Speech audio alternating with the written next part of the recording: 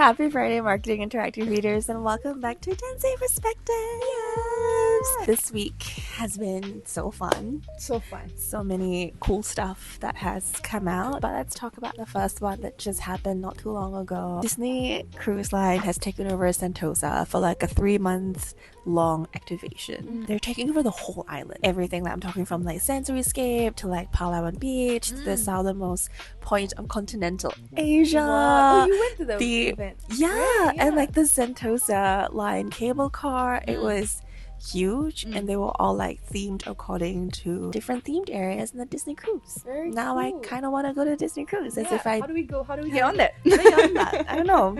I heard Chip and Dale complimented your clothes. Yes, they did. Proudest Congratulations. moment of my life. Another fun story that came out of our newsroom over the last week was HEINZ and Heineken's collaboration. So if you haven't seen it, it's basically a 6-pack with 5 Heineken bottles and 1 HEINZ bottle.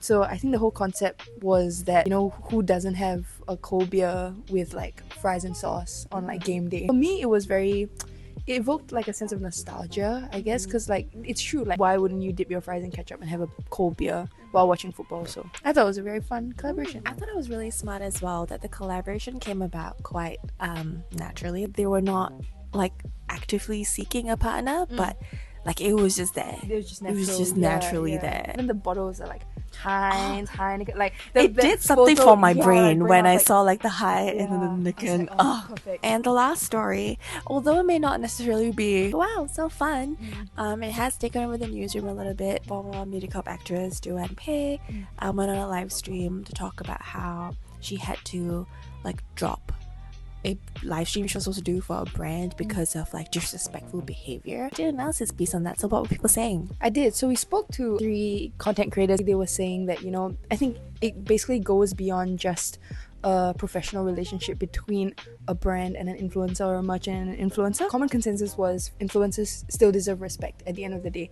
No matter whether they are promoting a product of yours, an event of yours, at the end of the day they're still human beings. It's still supposed to be a collaboration more than just like a transactional thing. Some of the influencers we spoke to agreed with Joanne and were glad that she put her foot down and said no and walked away. I think people tend to forget that I guess live streamers and content creators are like KOLs. They're essentially like a business as well. Yeah. They're not like some random person you get on the internet. They're like as a whole a business entity. They just may not function in the way that organizations like media publications do. I hope the scene sort of changes and influencers and content creators get more respect from brands, and that relationship sort of becomes more fruitful, I guess. End of the day, it's really a partnership, a Exactly. collaboration, and you know what helps you helps me. Exactly.